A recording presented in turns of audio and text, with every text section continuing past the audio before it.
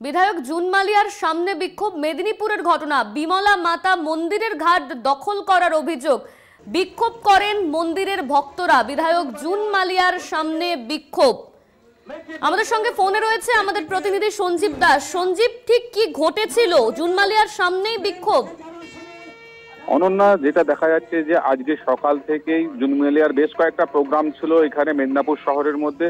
সেখানে সেরকমই একটা প্রোগ্রামে আজকে বিকেলের দিকে যখন মেদিনীপুরের 20 নম্বর ওয়ার্ডে গান্ধী 20 নম্বর ওয়ার্ডে ওই একটা ঘাট আছে, বিমলা মাতা মন্দির আছে, সেই মন্দিরের পাশেই একটা ঘাট আছে, সেই ঘাটের নামকরণ হওয়ার কথা ছিল সেই পৌরসভার পক্ষ থেকে, এবং সেই এখানকার এলাকার লোক এবং মন্দির কমিটির লোক ওদের দাবি যে এই ঘাটটার নাম করতে হবে বিমলা মাতা ঘাট, এই নামেই করতে হবে। কিন্তু পৌরসভার পক্ষ থেকে যেটা করা হয়েছে ওটা স্বামীজি ঘাট নাম দেওয়া হয়েছে। এটাই মেনলি ওদের অভিযোগ এবং ওদের বিক্ষোভটা এইভাবেই।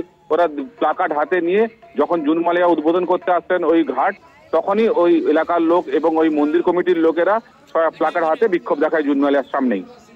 ধন্যবাদ তোমার সঞ্জীব। আমাদের সঙ্গে ছিলেন আমাদের প্রতিনিধি সঞ্জীব দাস। বিধায়ক জুন মালিয়ার সামনে বিক্ষোভ।